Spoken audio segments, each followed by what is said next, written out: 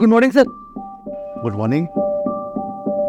देखा सर आपने, आप ठीक उसके सामने खड़े थे, फिर भी उसने आपको गुड मॉर्निंग विश नहीं किया। और सर ये पहली बार को तो है नहीं, इससे पहले भी उसने बहुत बार ऐसा किया है। अब सर एक एम्प्लॉय को अपनी बॉस की इज्जत तो करनी चाहिए ना। एक काम करो, हर्षिता को मेरे कैबिन में भेजो। हर्षिता, मेरे पास तुम्हारे लिए एक बैड न्यूज़ है और एक गुड न्यूज़। पहली कौन सी सुनना चाहोगे? सर आप मुझे पहले गुड न्यूज़ ही बता दीजिए। गुड न्यूज़ ये है कि इस महीने का जो परफॉर्मेंस है तुम्हारा बहुत अच्छा रहा है। Thank you so much sir. What about bad news? और बैड न्यूज़ ये है कि कंपनी ने अपने डिपार्टमेंट मर्ज करने का फैसला किया है, इसलिए तुम्हारा डिपार्टमेंट बंद किया जा रहा है। तो नेक्स्ट मंथ से अपनी नौकरी ढूंढना स्टार्ट कर दूँ। बट सर आपने अभी भी बोला कि मेरा काम बहुत अच्छा है, तो सर आप मुझे जॉब से क्यों निकाल रहे हैं? देखो दर्शिता, ये टॉप मैनेजमेंट का फैसला है, इसमें मैं कुछ नहीं कर सकता हूँ। Sir you know very well, मैं अपने घर में कमाने वाली इकलौती हूँ।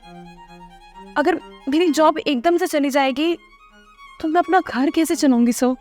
आई नो एवरीथिंग हर्षिता, पर बिलीव मी, मेरे हाथ में अगर कुछ होता ना तो मैं ज़रूर करता। Now get back to work. Yes.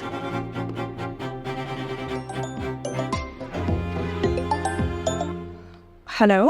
Congratulations, job से निकाल दिया ना तुम्हें। कौन बोल रहा है?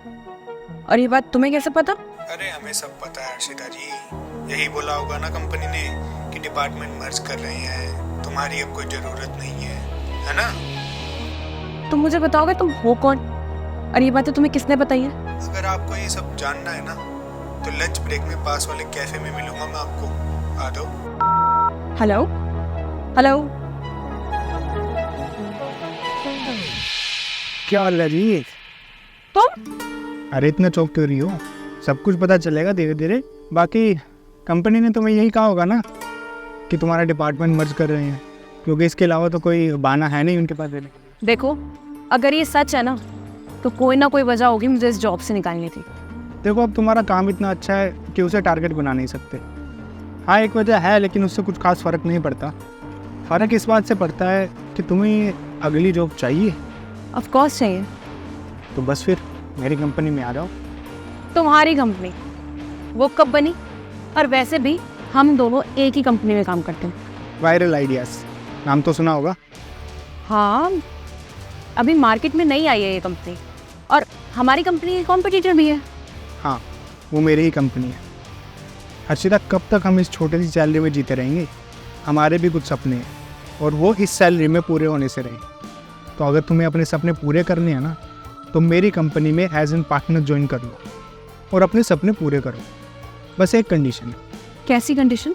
कंडीशन ये है कि तुम्हें अपने डिपार्टमेंट के सारे सीक्रेट्स, क्लाइंट डिटेल और एनी अदर वैल्यूएबल इन्फॉर्मेशन हमारी कंपनी के साथ शेयर करनी है। तुम पागल हो गए क्या?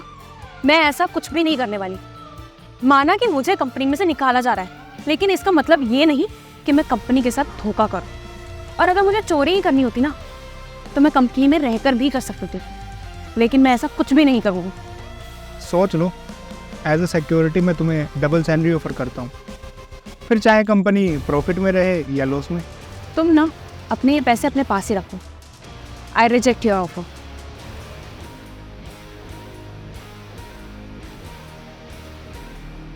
यस सर, ये तो नहीं मान रही है।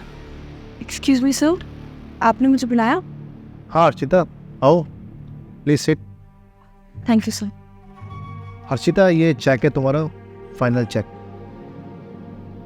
और जॉब का हुआ कहीं? नहीं सर, अभी तक तो नहीं मिली है। आपको तो पता ही है, कोई भी नई जॉब मिलने में टाइम लगता है। ये तुम्हारा नोटिस पीरियड का लास्ट मंथ चल रहा है और तुमने अभी तक जॉब भी नहीं देखी अपने लिए। आई नो सर, अब जो होगा देखा जाएगा।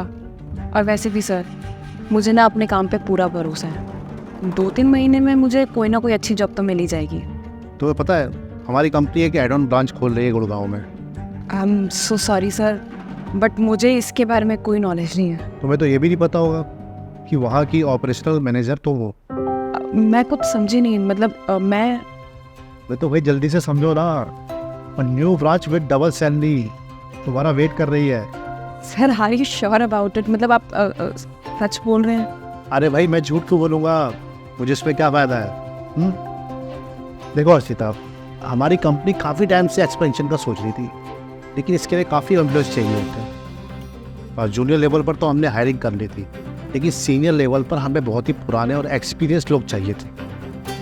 मैंने तुम्हारे वर्क के प्रति जो सीरियसनेस देखा है ना, उसको मैं सैल्यूट करता हूँ। देखो, बाकी एम्प्लॉय जहाँ एक दूसरे की चुगली में और गॉसिप से बिजी रहते हैं, लेकिन तुम्हारा सारा जो काम पे फोकस होता था ना, वो मुझे बहुत अच्छा लगा। इसलिए मैंने तुम्हें स्पेशली रिकमेंड किया। Thank you so much sir. और हाँ, गोपाल से अब ढंग से बात करना शुरू कर दो भाई। उसने जो तुम्हें जॉब का ऑफर दिया था ना, वो मैंने ही उसे कहा था। अब तुम इतने सीनियर लेवल पर जा रही हो, तो एक छोटा सा लॉयल्टी टेस्ट तो बनता है ना। ओके सर, सर मैं चलती हूँ। Okay, best of luck. Thank you see you.